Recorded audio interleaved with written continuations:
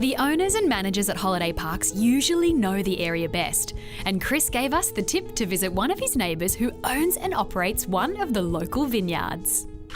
Well, just behind the park is Darlington Vineyard, and I've come up here today to check it out. Paul, the owner here, has not mucked about. He's taken me straight down to the vines because this time of year in Tassie, it's time to do the work, not just to enjoy the drinks. I got in there thinking we're just going to go to the cellar door, have a couple of sips, you know, check out the local wines, and next thing I know, I've got a pair of secateurs in my hand and I'm out in the vines. Paul explained the process and it seemed pretty straightforward to me. I only want 2 canes left. So the first thing I'm going to do is just go through with my power jobbies here and just cut these guys off, taking care not to get rid of the fingers. Very important, don't get rid of the fingers. They're not like lizard's tails, they don't grow back. And then it was my turn to give it a go. Be careful not to cut the actual bud off. Oh, which is the actual bud? It's the little bud there. So don't go in too close? And they go on opposite sides. So you got one on one side, one on the other all the time. Yep. Okay, so we're happy with that one. Cut it off about the top of the wire there, just below the bud, that's it. Now bring that down and gently wrap it around the wire. You know what?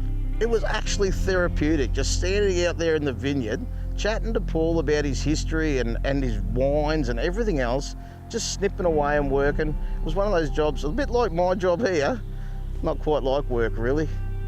Leaving Macca to the vines, I decided to meet Paul at the cellar door to enjoy the spoils of his labour. I'm in the cellar door here.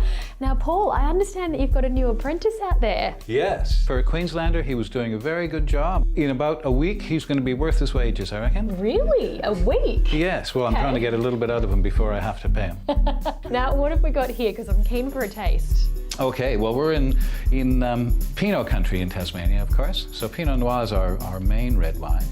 And then white wines, also green grapes, do very well in the cooler climates. We do a bone-dry Riesling as well as a slightly sweet one. We have a lovely wooded Chardonnay, our Sauvignon Blanc, and of course the Pinot Noir, which I usually call Tassie's red wine. Well, I reckon we can jump straight in. Okay, so this is our dry Riesling. Now, Riesling has a lot of acid, natural acid in the grape. Quite a tart wine. So not only is it dry, but it's a little bit tart. It's got that acid bite to it, which makes it a beautiful fish wine because it's like squeezing lemon on your fish. So the next one I'd like to show is the Chardonnay. Now, Chardonnays, as I was saying before, I won't call it a weed anymore, I don't want to offend it.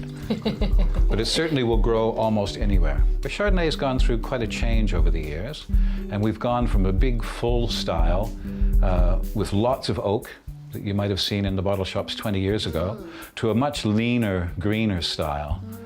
We absolutely enjoyed our visit with Paul, and the wines alone were worth visiting Orford. Darlington Vineyards is one of the many great places to visit on the Great Eastern Drive in Tasmania. To plan your holiday journey to a beautiful place like this, our mates at the Caravan Industry Association of Australia can help. Just visit letsgocaravanandcamping.com.au, your guide to caravan, RV and holiday parks across Australia.